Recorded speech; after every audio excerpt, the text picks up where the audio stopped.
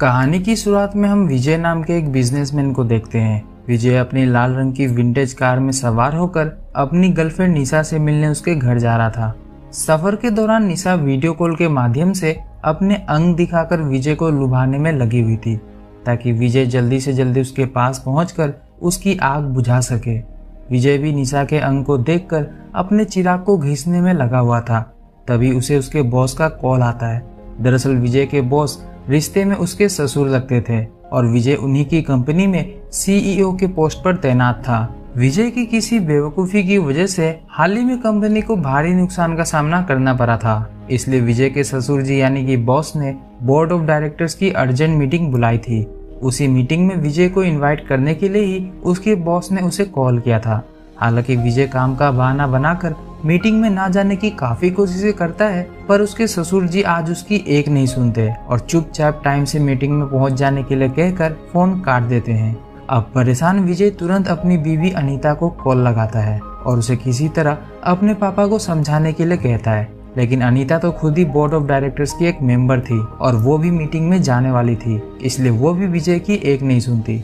विजय समझ चुका था कि अब उसके पास मीटिंग में जाने के अलावा और कोई दूसरा रास्ता भी नहीं है, इसीलिए वो निशा से कहता है कि आज वो उसकी सर्विसिंग करने के लिए उसके घर नहीं आ सकता। पर उधर निशा तो वाइग्रा की गोली लेकर पूरी तरह से तैयार बैठी थी और जब उसे पता चलता है कि विजय आज नहीं आने वाला, तो वो विजय को लुभाने के लिए अपनी ब्रा ही उतार देती है। वीडियो कॉल पर इस अद्भुत नज़ारे को देखकर विजय की आंखें चौंधिया जाती है। विजय मन ही मन ये फैसला कर लेता है कि आज चाहे जो हो जाए वो निशा की लेकर ही रहेगा। बस इसी चक्कर में उसका ध्यान सड़क से भटक जाता है और सामने से आ रहे एक साइकिल वाले को बचाने के चक्कर में विजय की गाड़ी एक पेड़ से जा टकराती है।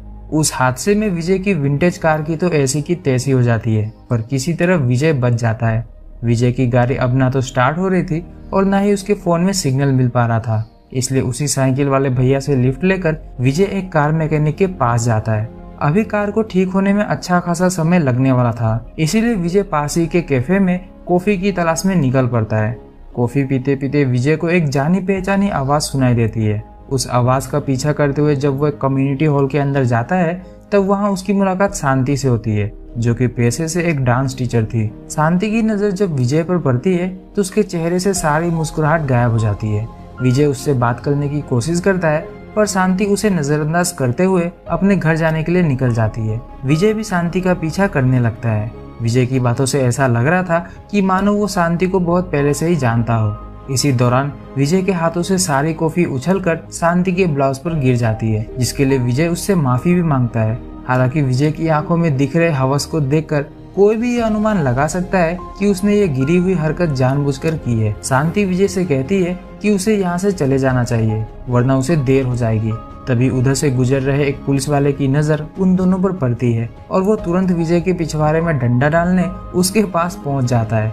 पर हम सब जानते हैं कि उबर वाले भैया तब तक अपनी गाड़ी आगे नहीं बढ़ाते जब तक उन्हें ओटीपी नहीं मिल जाता। उसी तरह पुलिस इंस्पेक्टर इंद्रजीत सिंह सबसे पहले शांति से यह जानने की कोशिश करता है कि कहीं विजय उसे परेशान तो नहीं कर रहा, जिस पर शांति कहती है कि विजय तो बस उससे बातें करने की कोशिश कर रहा था और वो भी विजय को जानती है, सो परेशान होने वाली कोई बात नहीं है।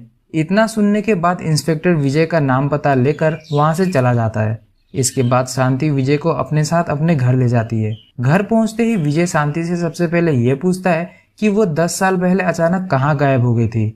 दरअसल 10 साल पहले विजय और शांति की शादी हुई थी, पर एक दिन अचानक शांति गायब हो गई, जिसके 10 साल बाद आज दोनों वापस मिल रहे हैं। शांति तो शावर लेने चली जाती है और इधर विजय पेक बनाने, ये तो कॉफी बना रहा है, कॉफी बनाने में लग जाता है। लेकिन उसके अंदर हवस इतनी ज्यादा मची हुई थी कि वो चुपचाप दबे पांव बाथरूम के पास पहुंच जाता है और शांति को शावर लेते हुए देखकर अपना चिराग घिसना शुरू कर देता है। कहीं न कहीं अंदर शावर ले रही शांति को भी यह एहसास हो चुका था कि विजय उसे देख रहा है, पर वो उससे कुछ नहीं कहती। शावर लेने के बाद जब वो बाहर आती है, तब विजय उसे गर्मा गर्म अदरक वाली चाय बनाकर देता है। फिर चाय पीते पीते शांति 10 साल पहले अचानक गायब होने के पीछे का कारण बताती है। वो बताती है कि उस दिन जब वो नर्सिंग होम से अपने घर जा रही थी, तब रास्ते में उसे एक आदमी मिला जो कि उससे नर्सिंग होम का पता पूछ रहा था। उस आदमी के साथ उसकी प्रेग्नेंट बीवी भी मौजूद थी, जो कि गाड़ी में बैठी दर्द से करा रही थी। इसलिए शांति उनकी मदद करने के लिए उनके साथ उनकी गाड़ी में बैठ गई। फिर उसके साथ क्या हुआ उसे कुछ याद नहीं। जब उसे होश आया तब वो किसी दूसरे शहर में थी। उसने विजय से संपर्क करने की काफी कोशिशें भी की पर वो असफल रही। उसे लग रहा था कि शायद कोई है जो उसे जान से मारना चाहता है, इसलिए वो काफी डर गई थी और यहाँ इस शहर में आकर बस गई। विजय शांति से पूछता है कि आखिरकार वो उस दिन नर्सिंग होम गई ही क्यों थी। तब शांति उसे बताती है कि वो प्रेग्नेंट थी और विजय को सरप्राइज देने वाली थी। हालांकि मिसकैरेज की वजह से शांति ने वो बच्चा खो दिया। इसी दौरान विजय और शांति के बीच नजदीकियां बढ़ने लगती है और दोनों लिप लॉक में बिजी हो जाते हैं। तभी शांति खुद पर कंट्रोल करते हुए विजय से दूर हट जाती है और उससे उसकी नई जिंदगी के बारे में पूछती है। तब विजय उसे बताता है कि उसने अपनी क्लासमेट अनीता से शादी कर ली है और अब उसके 2 बेटे भी है जो कि 5वीं और 8वीं कक्षा में पढ़ते हैं।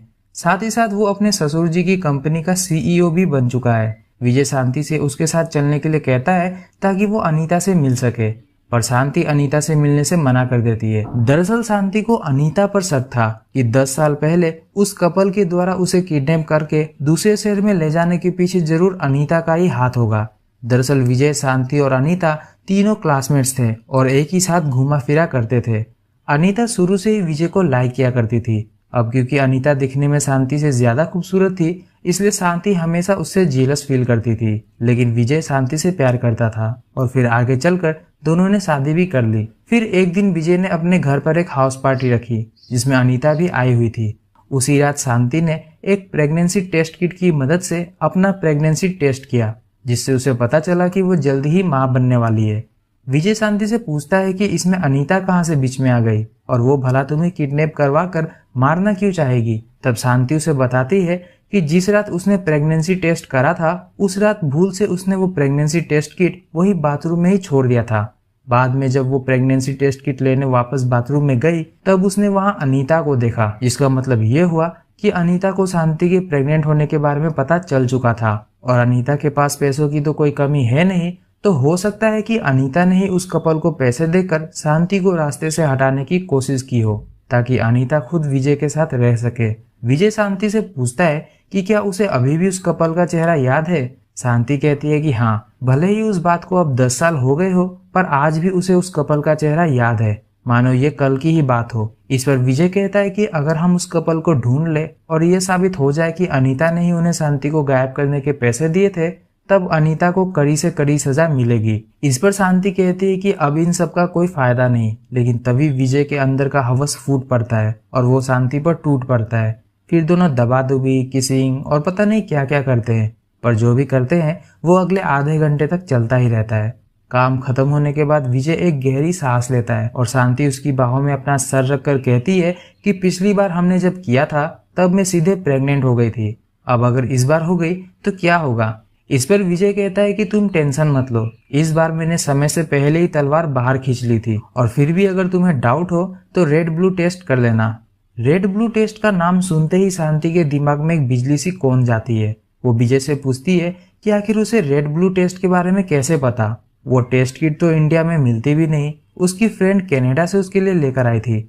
इतना सुनते ही विजय के तोते उड़ जाते हैं और वो पलक झपकते ही एक पिलो की मदद से शांति का मुंह दबाकर उसे मार डालता है। दरअसल वो विजय ही था जिसने उस कपल को शांति को ठिकाने लगाने के पैसे दिए थे। विजय को पता था कि अनीता भी उससे प्यार करती है और अनीता अपने पापा की इकलौती बेटी थी। अगर वो अनीता से शादी कर लेगा तो आज नहीं तो कल अनीता के पापा अपनी सारी जायदाद उसके हवाले तो कर ही देंगे। इसलिए विजय ने शांति से पीछा छुड़ाने का मन बना लिया। अब शांति के गायब होने के बाद विजय को लगा कि उस कपल ने शांति को ठिकाने लगा दिया है, इसलिए उसने अनीता से शादी कर ली। पर 10 साल बाद जब उसकी शांति से मुलाकात हुई तो उसके तोते उड़ गए और तो और शांति को उस कपल का चेहरा भी याद था, जिसकी वजह से विजय मुसीबत में पड़ सकता था। इसलिए उसने शांति को मार डाला ताकि उसका ये राज ही रह सके। अब इससे पहले कि विजय वहां से निकल पाता, पुलिस इंस्पेक्टर इंद्रजीत शांति से मिलने उसके दरवाजे पर आ पहुंचता है। लेकिन काफी देर तक दरवाजा खटखटाने के बाद भी जब कोई दरवाजा खोलने नहीं आता तो वो बाद में आने का मन बनाकर वहां से जाने लगता है। तभी कोने में छुपे विजय के शरीर से एक प्लेट टकराकर नीचे गिर पड़ता है। प्लेट टूटने की आवाज सुनकर इंस्पेक्टर इंद्रजीत के कान खड़े हो जाते हैं। वो तुरंत बाहर डोरमेट के नीचे रखे डुप्लीकेट चाबी की मदद से घर का दरवाजा खोलकर अंदर आने लगता है। तभी विजय खिड़की से कूदकर उस घर से बाहर निकल जाता है। विजय भागता हुआ उस जगह पर पहुंचता है जहां उसकी गाड़ी का एक्सीडेंट हुआ था। वो देखता है कि कुछ लोग उसकी गाड़ी से एक लाश बाहर निकालने में लगे हुए थे। यह लाश और किसी की नहीं बल्कि खुद विजय की ही थी। विजय जब खुद की लाश देखता है तब उसकी आंखों के सामने घोर अंधेरा छा जाता है। उसे समझ नहीं आ रहा होता है कि आखिर ये सब हो क्या रहा है। तभी वहां शांति आती है और मुस्कुराते हुए विजय से कहती है, मैं कहा था ना, निकल जाओ वरना लेट हो जाओगे। अपने बगल में शांति को देखकर विजय की चीख निकल पड़ती है और ये कहानी यहीं पर समाप्त हो जाती है। वैसे क्या ये दो आत्माओं का मिलन था? आपको क्या लगता है? हमें कमेंट करके ज़रूर बताइएगा।